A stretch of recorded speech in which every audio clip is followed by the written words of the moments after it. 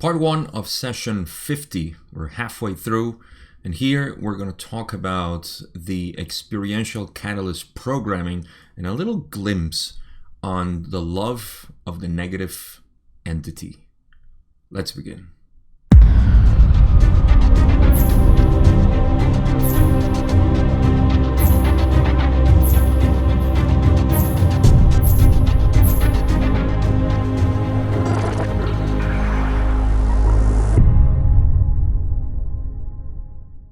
If you remember from the last session, we talked very much about the Kundalini and the dynamic that exists between the energy centers for the raising of the Kundalini.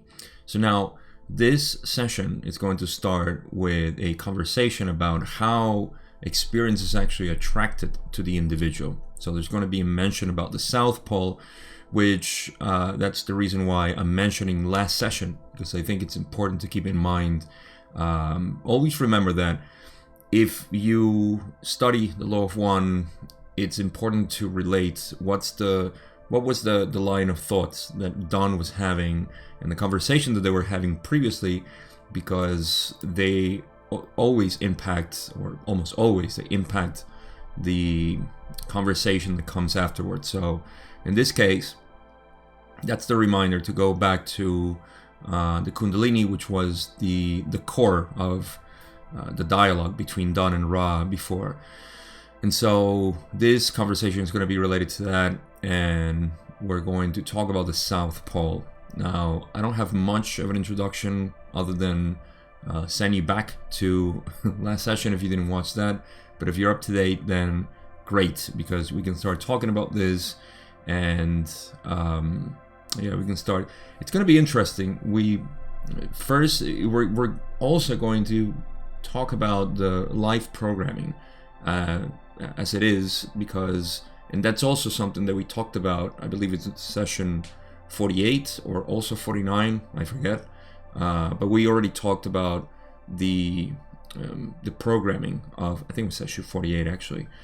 But we talked about that programming that happens in a lifetime, in an incarnation. So that's also relevant here, even though we're just going to touch it. But just for you to know that those two sessions, the last two sessions, are very important. So reread it if you want to get really into this part.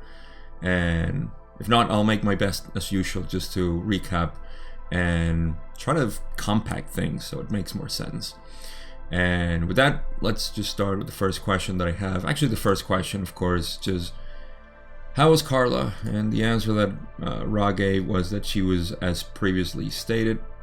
This is all to do with her energy, and that's how she was. So, in any case, question 2, Don says, in the last session, you made the statement that experiences are attracted to the entity through the South Pole. Could you expand on that and give us a definition of what you mean? So Ra says, it takes some consideration to accomplish the proper perspective for grasp in the sense of the above information, meaning the attraction from the South Pole. The South or negative pole is one which attracts. It pulls unto itself those things magnetized to it. So with the mind-body-spirit complex, the inflow of experience is of the South Pole influx. You may consider this a simplistic statement. Oh yes, that's a very simplistic statement. So let me complexify it then for you. Let me just add some shades to this monochromatic statement. So, in terms of how experience is acquired metaphysically, we can see it as a function of the South Pole, because the entity is constantly flowing, and this flow of energy is what we talked about, the Kundalini. It's energy that is just going up the experiential nexus, which we can call us. We are that nexus of experience that is happening. You see, there is no experience and the experiencer. There is just experience. This is something that some of you who are into Advaita, Vedanta, you will know what non-duality means, in terms of there is no subject and object, there is just experience. You see? So in the same way, you are experience, you know, and what it's for the concession of the mind, as a concession for the mind, we can say that there is an experience being attracted to the entity. This is just as a mechanic way of seeing things, but it's not really mechanical. It's like trying to describe the mechanics of organics. It makes no sense, but it's easier for us to communicate, you know, the seed, the stem, you know, the petals and so on. So, but there's just one thing, there's just one flower. So, in the same way, we're talking about here experience, right? And to see the mechanism here is the South Pole that is attracting the experience. So there is a flow of energy. And like we discussed before, I think I mentioned this in the last video, is that the South Pole is not necessarily, it's not at all the root chakra, even though it's related to it because it's the first energy center that perceives experience. And we'll get to that. But so far, this is what Ra is saying, you know, when they say, it takes some consideration to accomplish the proper perspective for grasping the sense of the above information, meaning how the experience is attracted to the South Pole. And this is emphasized at the end when they say, you may consider this a simplistic statement, because that is a very simplistic statement just to say that all experience is being attracted, you know, through the South Pole. But what is experience? See, that's the question. So Ra says the South or negative pole is one which attracts. That is the function of the magnetic, the attractive, the feminine. They don't mention it here, but we call it feminine too. So it pulls onto itself those things, magnetized to it.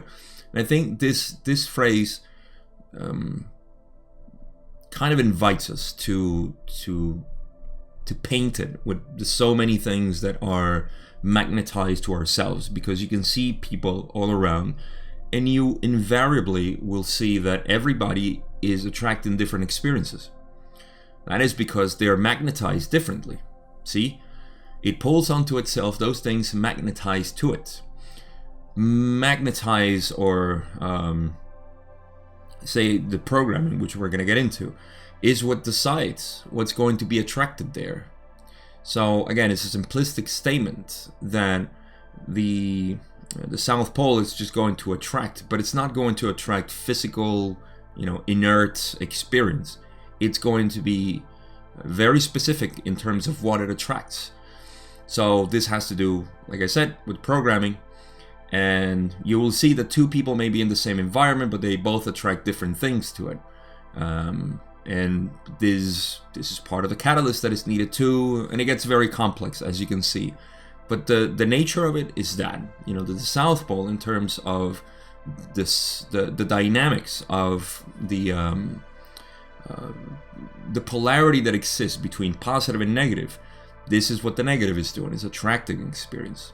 So last part that I have is, so with the mind, body, spirit complex, the inflow of experience is the South Pole influx. I don't think I need to explain that anymore. So far we just have that. We have the attraction of experience based on programming, on catalyst that is needed, of course, and simply what you, probably the best word that I've skipped so far is will. You know, the will of your will is what's going to also dictate where you're going to attract things to, or where you're going to attract things from, rather. So, you know, your will, once you become a master of your will, and this is something that's been said in all kind of occultism and any ancient traditions, actually, you know, they emphasize the will, you know, how the focus of your attention really is what's going to dictate what you attract. Karma is another thing. You see how this can get even more and more complex. Karma is another thing. You know, things that you have put into motion, they will come to you again, you know, and that is attraction. How do you attract it? The South Pole. So you get the picture so far. So let's move on. Next part Ross says, the only specific part of this correctness is that the red ray or foundation energy center, being the lowest or root energy center of the physical vehicle, will have the first opportunity to react to an experience, to any experience. In this way, only you may see a physical locus of the South Pole being identified with the root energy center. In every facet of mind and body, the root or foundation will be given the first opportunity to function. So, couple of things here. Now that we know that, Ross says the only specific part of this correctness that is that the red of the South Pole attractant is that the red ray, being the foundation, will be the one that attracts the first opportunity, or actually has the first opportunity to react to that attraction. So experience is being attracted in the form of catalyst. Catalyst is providing experience, and it's attracted through the South Pole, which is just the magnetic part of the self. That will come, and the first reactor is going to be the root chakra. It's going to be, obviously, energy is moving. Now, when they say, and I like this, in this way, only you may see a physical locus of the South Pole being identified with the root energy center. You cannot identify it until you are conscious of it. So the first consciousness, or the first focus of consciousness, is the root chakra. And so when it comes to you, you will not see it until you first identify it as survival, as life-giving. So that's the key thing, that only you can identify the South Pole with the root energy center. Because if I were to see it from another perspective, then I would just see the experience coming to you, and you wouldn't identify it until you are conscious of it, until you become aware of it, right? That's just the nature of things. So, but the South Pole is not the root chakra. Let's put it that way. So, it's pretty simple. The root chakra will be the first one to react to it. Is that what they say? We'll be given the opportunity to function first. So yeah, first reaction, root chakra. Next, they say, what is this opportunity but survival? This is the root possibility of response and may be found to be characteristic of the basic functions of both mind and body. You will find this instinct the strongest, and once this is balanced, much is open to the seeker. The South Pole then ceases blocking the experiential data, and higher energy centers of mind and body become availed of the opportunity to use the experience drawn to it. So, again, what is this opportunity? First opportunity, but survival, to see things in survival. And again, survival is not, in this sense, at least to me, doesn't mean fighting for my life. Survival in that sense, but just the quality of being alive, the quality of sensing life, of being a thing here, right? So that is the first reaction. Everything passes through that first reaction. This is the root possibility of response and may be found to be characteristic of the basic functions of both mind and body, of course, because the body and the mind are limited. They are limitations of consciousness to feel the world, to experience the world. So this is characteristic of the mind and the body, because that's anything that is limited will feel by nature. And this is where in consciousness we as a humanity are stuck in, or at least one of the biggest blockages that we have is that survival is a thing, because we haven't even become aware that we are infinite. For you, people who study the law of one, this is, first grade or kinder type of information. You are infinite, that. But for the majority of people, this is not, self-evident. So it is what it is, and this is just how we process experience. You can see this in society again by all the interests and the the fear porn that's being promulgated incessantly, because this is, what feeds the majority of people's needs, and that's just, how it is. It's changing rapidly, but we still have seemingly a long way to go. Like Ross said, we can all, in a big moment of inspiration, we can all say wake up rather than say this, but they said in a big moment of inspiration, we can shift our consciousness. But for now, this is how it is. So it's a good example to see how, this is the mind and the body always. This is why I emphasize it, because as we identify ourselves with the mind and the body, we believe we're limited. And by believing we are limited, we think it's going to end. Something will come to its end. I mean, it's just natural. If you feel that you're a limited being, then you fear for your survival. In fact, let me make this side note here, because it does illustrate, and I just love it. You know me, I love this stuff. You can see that this is the modus operandi of the rulers in history. And of course, you'd be a fool to think that it's not in effect still, because the same rulers have just polished their ways of manipulating people. Of course, I mention again your understanding of the law of one, and in this case I'm going to the Orion group, the negative philosophy and all this stuff.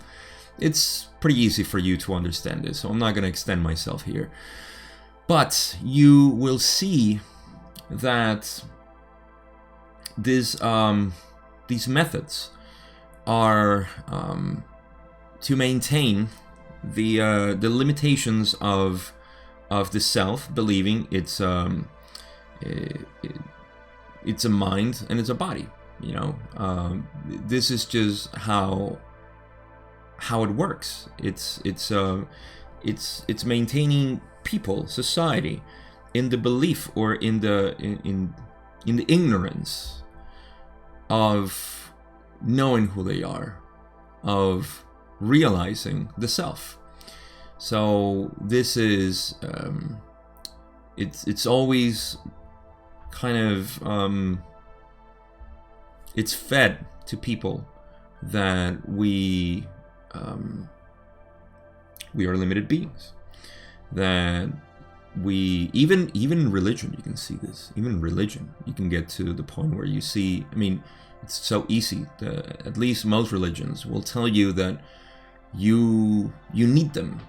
That's the first thing. You need them because they have the truth, and you must study with them. You must learn from them because they have the ways of salvation. This is why we have so many religions, because, and even non-duality belief system or philosophies have taken a religion or religious touch, because this is just a negative philosophy at play to create the illusion of separation. And so, I mean, I can go on here, and I know I had a couple of points in my mind, but they just went away, so I'm just going to go with the flow here, and you get the idea of why, the mind and body feeling separate will feel, this first, of course. It's just related to that. Let's get back to the session. You will find this instinct the strongest.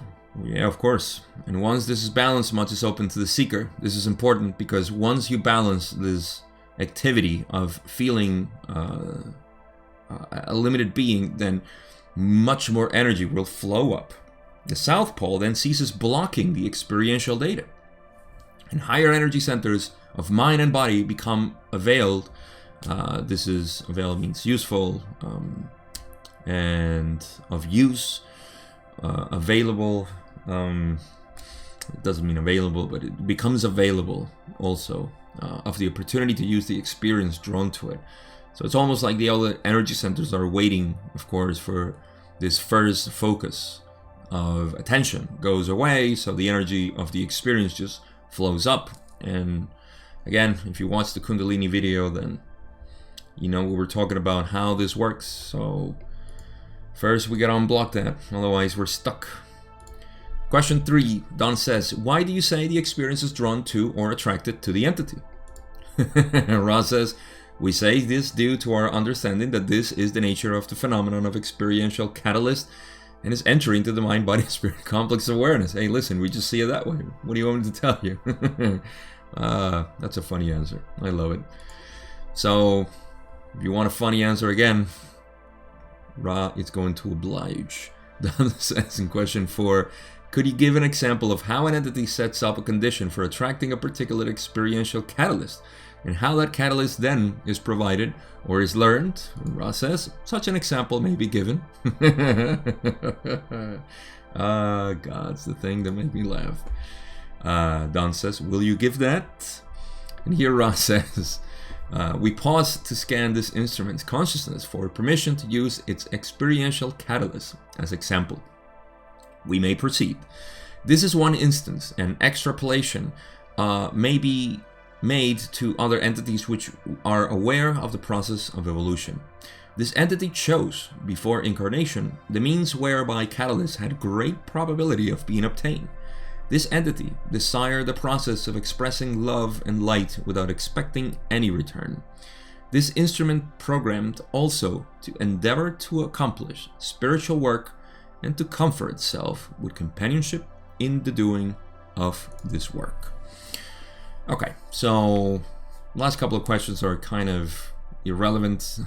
I was just done, asking, why do you say that this is happening? And Ra says, because that's how we see it. We just see things flowing this way. I don't know. Why do you say that it's daylight? Because the sun is out and it's shining. I don't know what to tell you. And then the other one is just asking this. So Ra says, again, this is just an example of how, and they took it to a large degree actually, because I think Don's question was actually just, I guess, a simple example. An example of how an entity sets up a condition. Oh well, no. See, in Don's question, you can see why Ra elaborated so much, because he says how an entity sets up a condition for attracting a particular experiential catalyst, and how that catalyst then is provided or is learned. So how you set it up and how it comes and how it's learned. So, all right. So Ra says first, they scan Carla to make sure that they could use some of her programmed experiential catalyst, and it was fine, so they could proceed. And they said, this is just one instance. This is just one of a plethora of programming that happened and continues to happen, because we're being always reprogrammed. It's not like, we were programmed, let loose, and, it just happens. I mean, there's so much going on here. This may apply to people who are in their first incarnations here. The entities who have graduated from second to third and are in their first incarnations here. We covered that in the last video too, where they were given examples of entities who are in auto, so to speak. Which means that they're just being provided the catalyst by the guardians and so on. And then, somebody or an entity who has become aware of their divinity, and that means that they can program their catalyst for the next incarnations. We talked about that. So Ra is given an example of, obviously, Carla, who was an entity who had been here for who knows how many incarnations, but long enough to be aware of her own divinity, and now she can program her catalyst. So she's going to give, or they're going to give, an example of her catalyst. So this is one instant. Extrapolation may be made to other entities which are aware of the process of evolution. See, that's the key. Entities who are aware of the process of evolution. If you're questioning, because you may get this question right now, I wonder if I'm aware of the process of evolution, you wouldn't be here watching this. Look at the views of this video. Not many people. Look at the views of any other channel actually that talks about this stuff, and or the websites. Look at you intuitively know that there is very few people in the world who are aware of the evolution, the process of evolution, spiritual evolution, of course, and They don't say it here, but we're not talking about, Darwinian evolution here. We're not talking about Darwin here. Nor are we talking about astrophysics, evolution of inert matter banging around atoms and creating random stuff. We're talking about spiritual evolution. So, congratulations, you're into this mess with me. So let's just have fun with it. That's all it is. Once you become aware, you say that, oh, life's not serious after all. Let me enjoy it. And that's what I'm doing here with you. So now they're talking about Carla directly. This entity chose, before incarnation, the means whereby Catalyst had great probability of being obtained. So before incarnation, she programmed to have the means into Catalyst would be of great availability, to be obtained. There were not many limitations, let's just say. So it was like an open channel, and that's what she became, right? This entity desired the process of expressing love and light without expecting any return. If you know Carla, this is super accurate. That's how she was. Expressing love and light without expecting anything in return. This instrument programmed also to endeavor to accomplish spiritual work and to comfort itself with companionship in the doing of this work. This is, how they've mentioned in the past when talking about Carla, and they say, I think it was that part where they said, that she would revel in companionship and societal affairs and social intercourse. I think that's the word they use. And intercourse to me sounds like sex, but well, it is a sort of sex. It's a transferring of energies in a social environment. So, in any case, she programmed that because she loved that. She didn't program that because she loved that. She programmed that because she did, and now she loves that.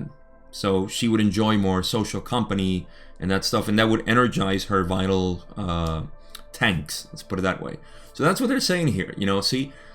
She also programmed to accomplish the spiritual work in the comfort of other people, being around other people for this type of work, and that's how she lived her life.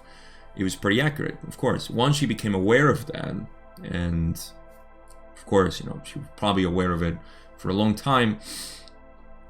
That's what you end up doing. So when you become aware of your own desires, and you see this also leaves unspoken the fact that not many people decide to do it, with companions and all that stuff.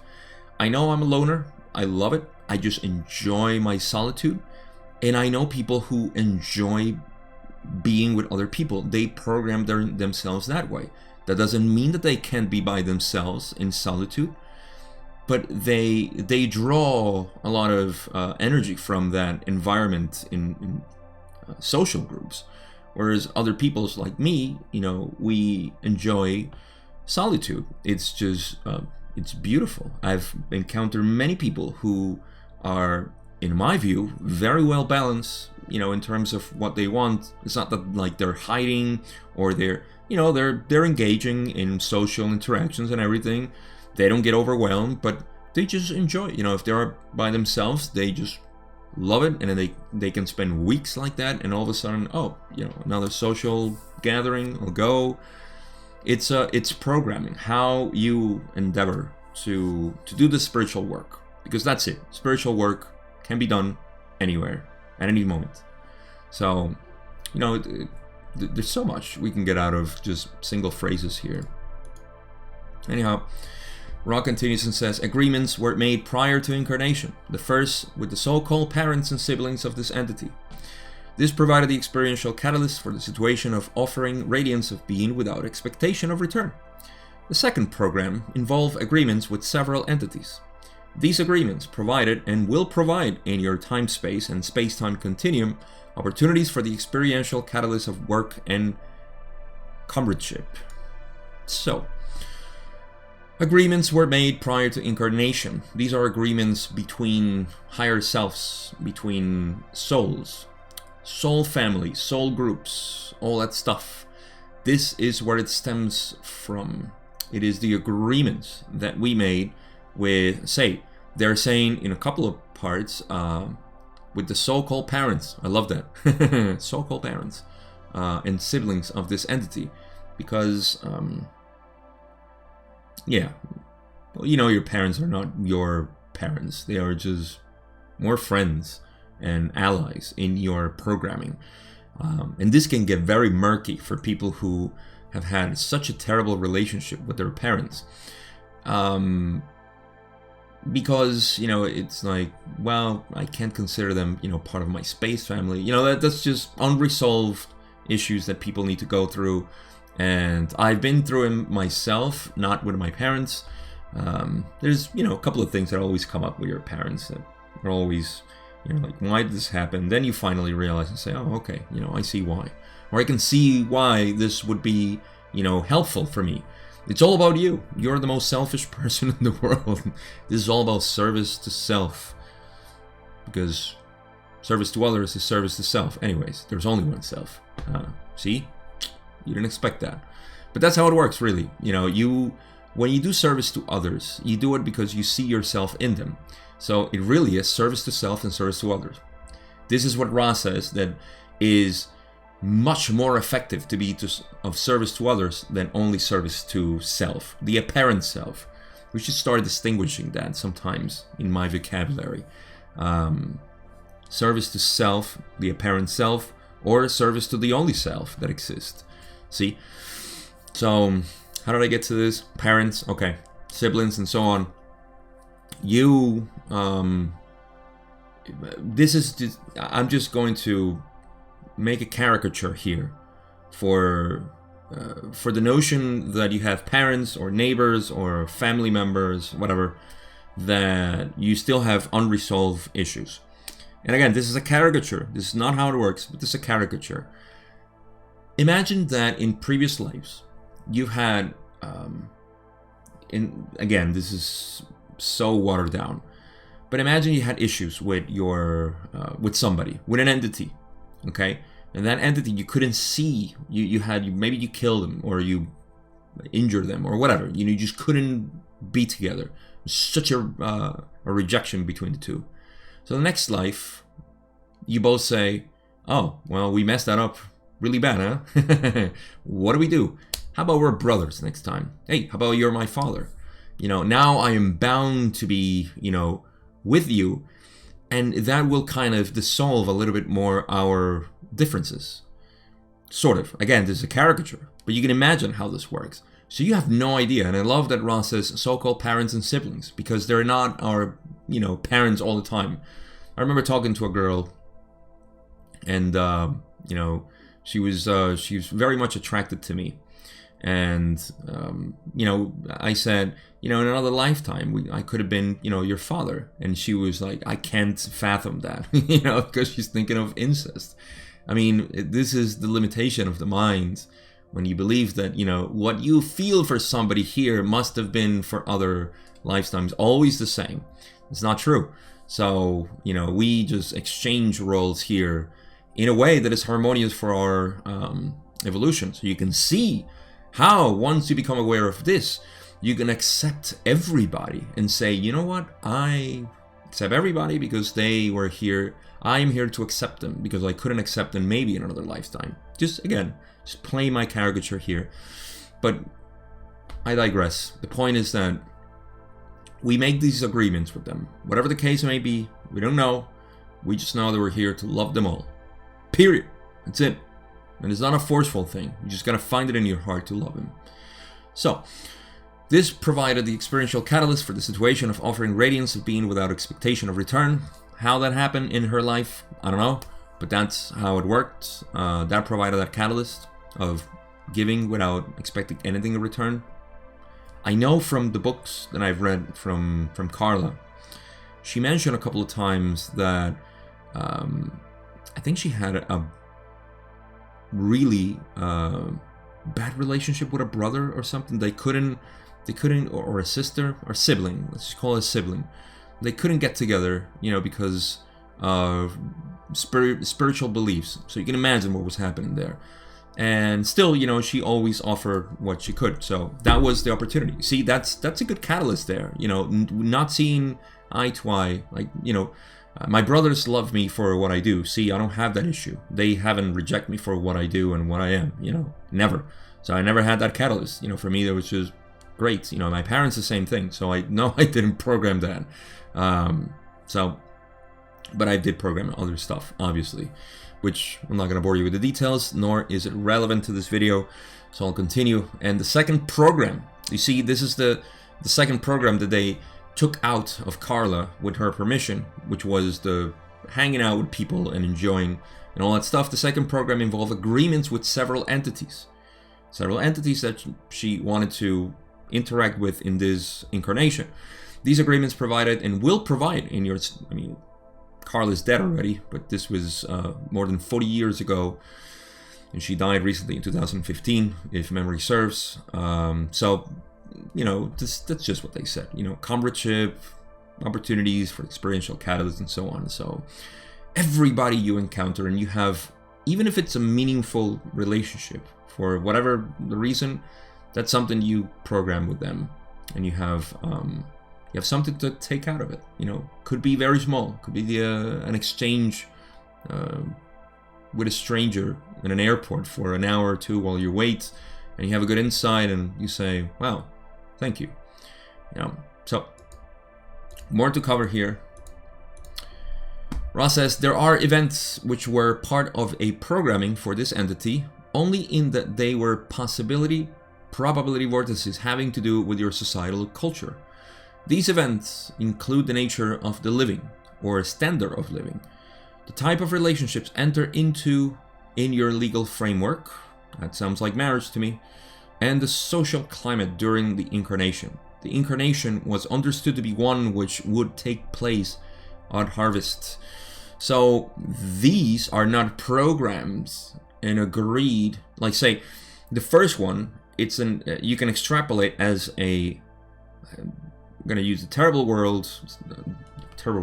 that is not right, personal, for her own, for the higher selves programming. You know, this is siblings, you know, and all this stuff, or not the siblings, but the giving without expecting anything in return. That's a program, internal program, let's call it that. Then there is the relatedness programming, which is the entities which are going to hang out with you and provide catalysts and so on. And then this would be the external one, the environmental catalysts, which are, again, pay attention to what Ross says here, specific words. They were possibility probability vortices. When they say possibility probability vortices, are saying, let me give you a crude example. If I decide to incarnate in a planet which is primitive, possibility probability vortices of, you know, me dying in a or not dying, let me just use another catalyst of being I don't know, interacting with people from all over the world. Doing this, it's very small, very, very small, because it's a primitive society. So we don't have internet, we don't have any of that. So I don't have that catalyst. It's, I mean, the possibility probability vortex or vortex there is so small that it's almost impossible for me to find it. Likewise, you know, if I were to incarnate now and, you know, I wanted to find a catalyst for, I don't know, whatever primitive might happen. We're still a primitive society, so I'm kind of wary of using an example, because I know somebody's going to say like, oh, that's still possible here. But you get the idea. I don't need to give you another example. So it depends on the social climate, you know, the structure of society. And those, they say, you know, include the nature of the living, or standard of living, of course, how you live. See, here, the possibility probability vortex of me dying of hunger, especially if I was born in the United States or in another country where food is just super available. People dying from starvation, I would think is pretty rare here in the US, so those are very unlikely. You know what I mean. So yeah, the standard of living, that has to do with that. The type of relationships enter into your legal framework. That's another thing. How you see relationships and so on. For some reason, that can be a catalyst. How to interact with people and be. I know Carla had a marriage which was a failure. You can read it in the books. Book 5, she goes on into details of that. So I'm not going to go into the details myself, but she was married. Then she kind of married on in a very specific ceremony. Wasn't I don't think it was legal. And then I don't know if she married Jim or not, but those were the types of relationships that she had. And the legal framework, I know that at least she did it in her first marriage. Whatever. In the social climate during the Incarnation, yes, this Incarnation. Also, the Incarnation was understood to be one which would take place at harvest. She knew, obviously, we all knew that we were coming here at the harvest. We know that before Incarnation. We know the climate here and say, oh, look at this planet. It's going through harvest. Let's go. Let's have fun there. So that's another catalyst. Big catalyst, of course. We're all experiencing it right now. It's fun. It's fun. Don't let anybody tell you otherwise. Otherwise, they're selling you Orion philosophy negative to make you feel fearful. But you can buy anything you want. Ra continues. We have more. There are events which were part of a program for this entity only in that they were possibility probability vortices having to do with your societal structure. I'm reading the same thing. I haven't. There we go. These givens, shall we say, apply to millions of your peoples.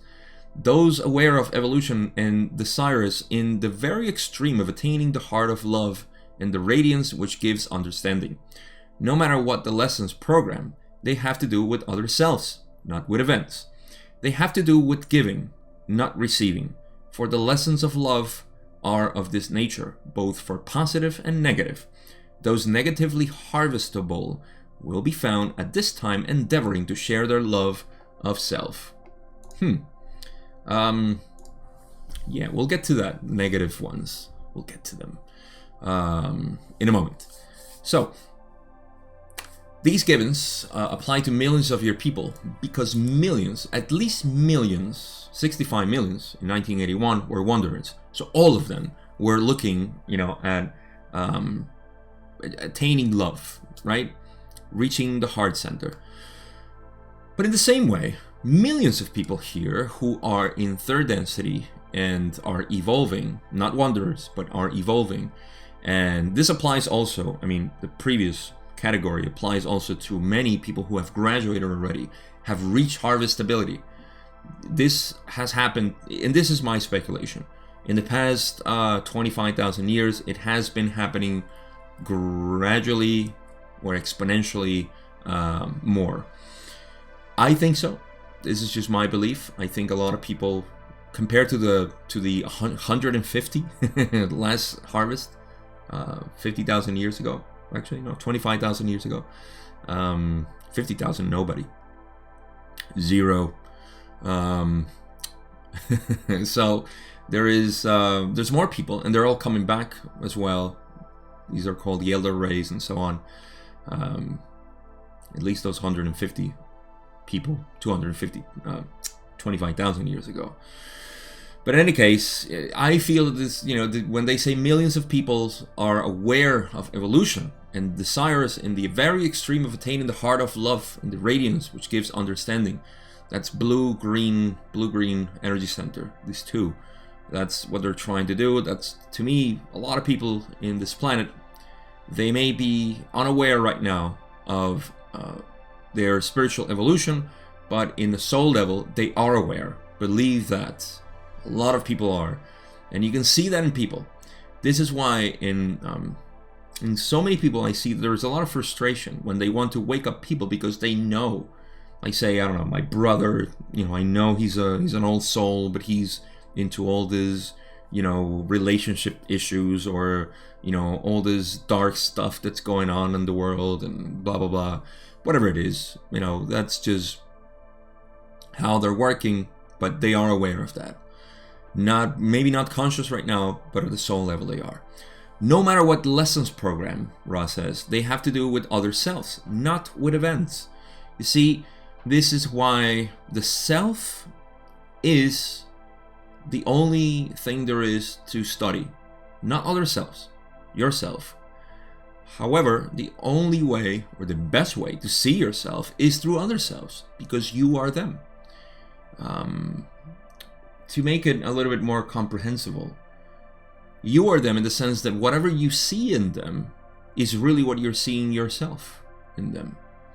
So this is why the object of study may be the self, but other selves are mirrors of you.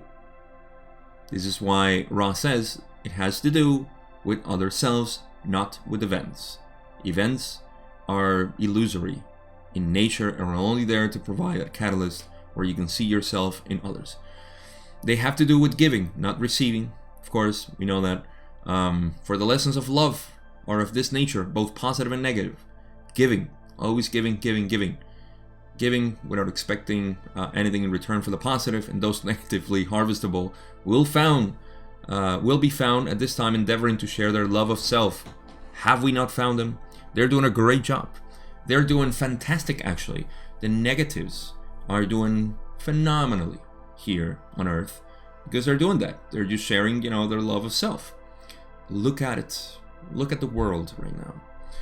The positives are doing the same thing. If you have a keen eye for observation, you will see, this is why I stress so much to people who are afraid of society right now, to realize that you're only being projected the negative. You can go see the positive. It's still out there. It's still in not channels like this, because I don't know, maybe like this, but I don't know, just go on YouTube, go anywhere, and you'll find a lot of love being expressed for no reason, just doing it because we love it, we just want to do it, and that's it. But yeah, I think we have one more paragraph here from Ra, and then we'll go into the next question, which will be the last one for our video. Ra says, there are those whose lessons are more random due to their present inability to comprehend the nature and mechanism of the evolution of mind, body, and spirit. Of these, we may say that the process is guarded by those who never ceased their watchful expectation of being of service. There is no entity without help, either through self-awareness of the unity of creation or through guardians of the self, which protect the less sophisticated mind, body, spirit from any permanent separation from unity, while the lessons of your density continue. When I was rereading this recently, I was making the presentations, or the slideshow. I was taken aback by this. I don't know. I'm not very emotional, as you may have seen, maybe. But sometimes something gets me, and it really gets me in the heart. And this was one of them. I'll tell you why. First, let's get into context. Ra saying that, there are those whose lessons are more random. We covered that in the last video, I think. Session 49, maybe it was session 48. I don't know. Last couple of sessions kind of merged in my mind. But this has to do with those souls who haven't attained the heart of love, which is the heart chakra. And they're in auto. I mentioned this at the beginning of the video, automatic. Their incarnation is automatic and is being guarded by those that we call gardeners. Ra calls them gardeners. I think Kuo, which is a combination of Ra, Latui, and Hatan of the Confederation, also calls them gardeners. But in any case, that's what they're saying. They are being watched, right? That's what they're saying. Of these, we may say that the process is guarded by those who never cease their watchful expectation of being of service. Meaning that there are entities whose sole service is to help raise these souls from their ignorance, which is typical from second density going into third. And, in third density, some planets like this one, we may be a little bit delayed. We may be a little slow into getting this, but this is the heart of the matter, that they're always watchful. And this is what really got me. When they say there is no entity without help, everybody's being helped. So when we feel, let me just finish it because I love it. Either through self-awareness of the unity of creation, that would be somebody who is aware of their loving nature and the evolution of spirit or mind, body, spirit, or through guardians of the self which protect the less sophisticated mind, body, spirit from any permanent separation from unity, while the lessons of your density continue. While the lessons of third density continue, there's always entities that are guarding these people. So never fear that somebody needs help and that you need to provide it to them, because they're always being helped. And if the time comes when they need your help, trust me, their guardians, angels, higher self, whatever you want to call them, they will direct them to you. You will not direct them to you. So you just wait. You wait, and you know that they're being helped. You know that this whole universe is just one big loving mom taking care of everybody in different ways, in different entities and so on. But keep that in mind, because I myself, I'm saying it to listen to myself. Sometimes I look at the camera and I'm talking to myself. I feel like I'm talking to myself. So in here I'm saying it to myself too. From in the past, I had, especially when you wake up to all of this, you just want to help people and say, look at all the stuff that I found. You should really become aware of this. And the more you try, the more you realize that you cannot help them. You know, that they're going through their process. And, you know, it's, oh my God, I can go on for a while here, but that is the point. Everybody's being helped. So sit back, relax, and enjoy the show. And just help yourself. You always are in need of help of yourself, or the apparent self whenever it manifests. Question 6. Don says, could you give an example of negative polarization sharing love of self? It would seem to me that would deplete negative polarization. Could you expand on the concept? Oh yeah. Ross says, we may not use examples of known beings due to the infringements this would cause, thus we must be general. Makes sense? Ross says, the negatively oriented being will be one who feels that it has found power that gives meaning to its existence, precisely as the positive polarization does feel. This negative entity will strive to offer these understandings to other selves, most usually by the process of forming the elites, the disciples, the teaching, the need and rightness of the enslavement of other selves for their own good. These other selves are conceived to be dependent upon the self and in need of the guidance and the wisdom of the self. This is where the Creator splits. This is the moment of split, of duality and godliness, until a certain point when it coalesces again into one. That would be sixth density. Third density is the split, is the choice. Third density is where entities decide to become God as a whole or become God as a self, and as a separate self, how I say. So you can see the positive and the negative. The positive is called the true path because it kind of clicked right away that, oh, just makes sense, we're all one. So I am God. But if I am God, everything is God, because I am one with the universe.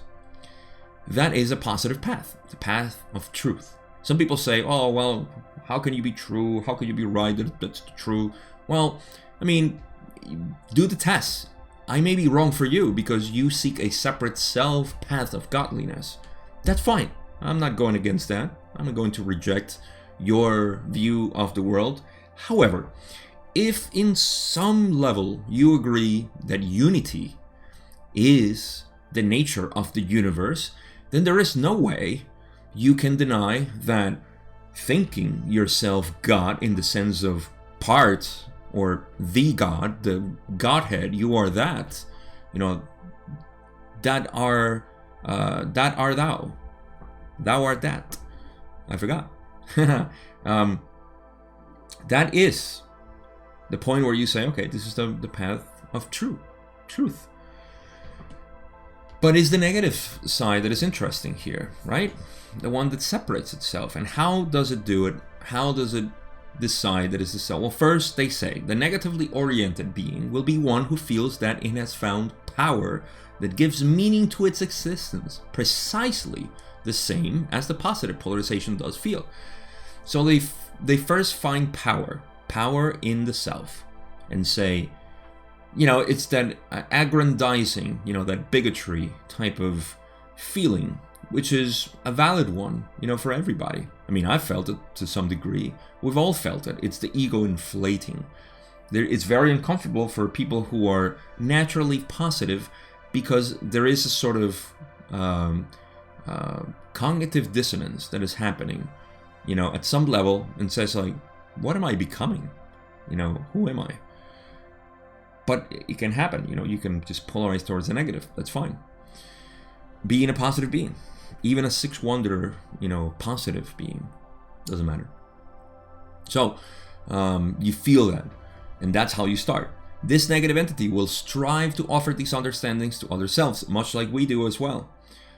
We try to share, unity. They try to share separateness, most usually by the process of forming the elite. An elite is always like, we are the best. Does that sound familiar? Government, religion, monarchies, and so on. Yeah, that's the elite. We are the head, and you are our what's the word? I can think it better in Spanish always. My minions. You are minions of my monarchy, of my government, of my system of ruling. Religion as well. The disciples. Yes, I have disciples, I'm the master, I'm here, I'm Guru Gabo, Gabe the Guru, GG, Gabe the Guru. So you are my disciples, you're here to listen to me. And teaching the need of rightness, rightness of the enslavement. It's right, it's okay to enslave people, at first it was just physically, it was blunt, it was just like, right in your face, I own you. Then it was like, they're caught onto this, so let's just create something more clever, like the monetary system. We will enslave them that way. We'll give them the illusion that they need that. And so, we're slaves of money. Now the enslavement is being done differently, because money is becoming, everybody's looking at money and saying like, okay, what is money? It doesn't mean anything. Now the enslavement is through information. It's information enslavement, being dependent on the information that they provide you. And, they're doing everything else that you can extrapolate from this. I don't want to get into this. But you're very perceptive. You can see where this is going on.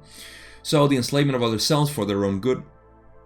Follow the money. If you've ever heard that term, follow the money. Yes, you'll see where it benefits. These other selves are conceived to be dependent upon the self and the need of the guidance and the wisdom of the self. When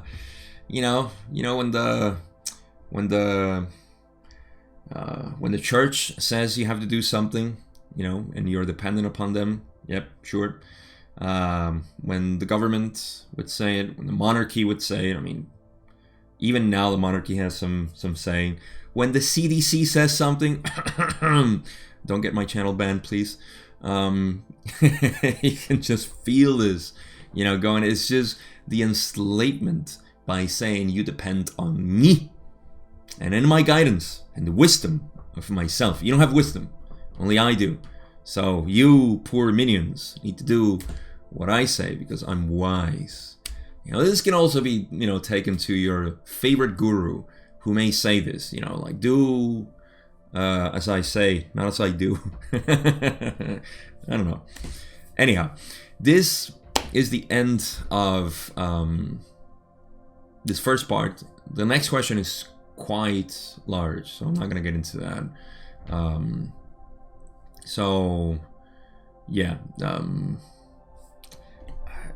It's a long one. and it's going to be something different. So I'm going to leave it at this. Conclusions. All right, so we cover a couple of things. We went back to the programming of Catalyst. We talked about how experience is attracted to South Pole.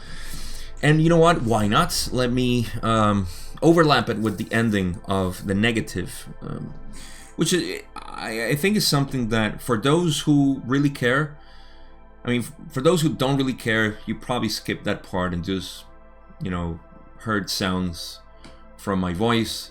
But for those who care about this, and I find a lot of people who care and are worried and, all this stuff, I think it's important to put it into context. What does that mean? I myself have been attracted to this type of fear of what's going to happen on Earth. And so I can consider myself a sort of survival to this fear-mongering climate that we have. So I'll overlap it with that. Let's start with the attraction of energy. Let's call it energy, which forms catalyst, and catalyst becomes experience, and this experience is processed by us. Remember, I did mention that you should go watch the Kundalini video, which was from last session, and you can understand a little bit more, how this process works from all the other energy centers. But the first thing is that you will attract catalyst to you. This will overlap nicely with the last question and the negative part.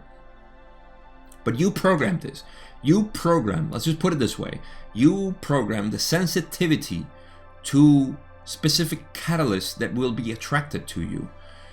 You will stop being sensitive to this once you have processed and accepted this type of catalyst in your life. You have been doing this. This is not something new. It'll start happening now because you became aware or more aware, or you're expanding your consciousness, or you wake up, or whatever. It's been happening all your life. You can see that catalyst, not repression of catalyst, that would only make it come stronger. Because if you repress something and it comes again and it cannot do anything, it'll come stronger and stronger to kind of combat that resistance that you're having, that repression. And eventually that's what causes cancer and so on, because there's more energy trying to flow through you and you're just blocking it from the roots. So this is how you allow it. You just accept it. Don't worry. I mean, experience what you have to experience: anger, rage, sadness, depression, anxiety, whatever. Just know that that's fine. Far from me to give, specific advice here. That's just the process. You need to accept everything in your life. So this leads into how you program sensitivity to possible catalysts to be fearful of the elite, which is a necessary evil. I mean, I've never said that phrase in the most accurate scenario or context. It's an indispensable evil. You cannot dispense from this. You cannot go without this. You need this. This evil that we call, which is again a moral polarity. You can even tie it in with ethic polarity, which is service to self, or service to others. But in any case, what you're seeing is it's the social climate. See how Ra said that all of us, I wish I could go back, but it's just too many clicks away. But they said, actually, I have it here somewhere, that all of us, see, these givens apply to millions of your peoples. These givens that we were in the social climate that was going to suscitate this, especially depending on your age. You know that you are at the moment where you have experienced so far up until now to see this in a either fresh or a very veteran way, all things that are coming to you. So it's time to accept in the way that things are going to be this way, because that's how they are. And you program yourself to be sensitive to this so you can accept it. All you need to do is accept it. Accept it as something that makes this the paradise that it is. People people would rebuke what I just said vehemently. They would say, oh, how can you call this a paradise? This is hell. Don't you see what's happening? And I just refuse to see it that way. I know what is happening. I mean, I'm not being blind to what's happening. I'm pretty open to my views of the world, and I post about it very often. But I just don't think that we should get dragged into that. You know, I mean, you could. I just don't think it's helpful for, you know, your evolution of consciousness to be more the world, to be more everything, to be whole. So again, this is just my advice. I think, you know, things are the way they are because it's causing that for people who are sensitive to this and program. I tell you, there's a lot of people who don't care at all what's happening in the world. Not at all. At all. And that's fine. You know, we don't have to push them, you know, the views. It's just how it is. They don't care. Whatever it is. This is what I have to do. I'll do it. Oh, this is what... Okay, I'm fine. That is perfectly fine. They're going through their programming. They are not sensitive to this. But if we are, then this is how it works. And we just have to accept it. In life or in death. End of this video. Part 2 is going to cover a little bit more programming, I think. Or service to others says here. I haven't read it.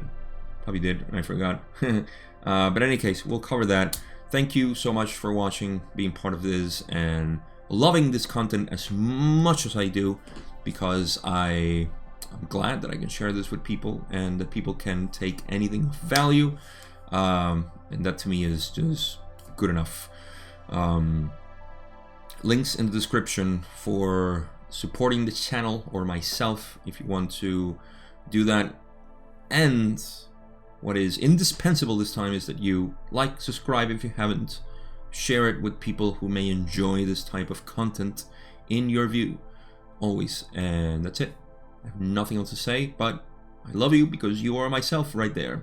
You're listening to your own voice, and I'm listening to my own voice here, and I'm running out of words, so that's it. I'll see you in part 2 of session 50.